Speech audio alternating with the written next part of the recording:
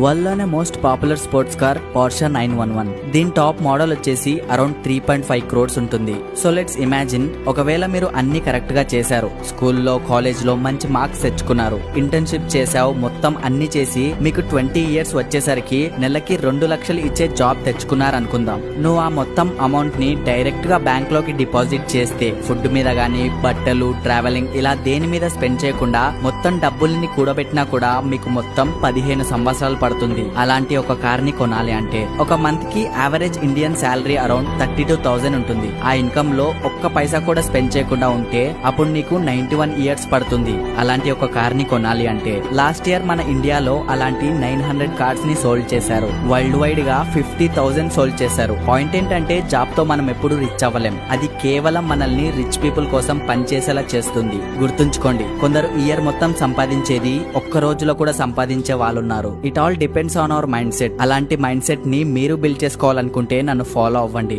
మిమ్మల్ని ఇంకా బెటర్ చేయడానికి హెల్ప్ చేస్తా.